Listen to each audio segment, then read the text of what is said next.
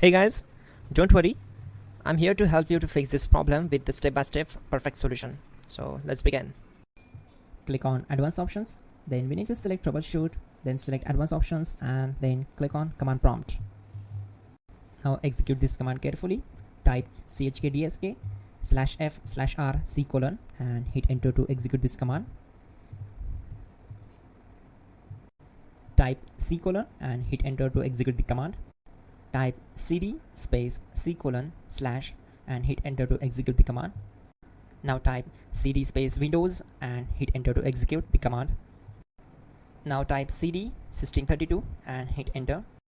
Type in cd space config and simply hit enter to execute the command. Now type md backup and simply hit enter. Now type copy space *** space backup and simply hit enter to execute the command. Now type md space backup1 and simply hit enter. Now type copy *** backup1 and simply hit enter to execute the command. Now type cd space regback and simply hit enter. Now type dir and then simply hit enter to execute the command.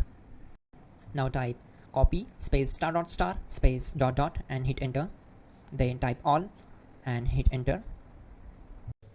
Type in bootrec space /fixmdr and hit enter to execute the command. Now type in bootrec space /fixboot and simply hit enter to execute the command. Now type cd space C: / and simply hit enter. Now type cd space Windows /system32 /config /regback and hit enter to execute. Now type this command bcd edit space /export space C: / bcd backup and hit enter. Now type cd space C: / and hit enter. Now execute this command. Type md space boot and simply hit enter to execute this command. Type cd space boot and simply hit enter. Now type md space bcd and simply hit enter to execute this command. Now type cd space C: / and simply hit enter. Now type attrib C: / boot /bcd -h-r-s and hit enter. Now type ren space C: / boot /bcd space bcd.old, then simply hit enter to execute this command. Now execute this command.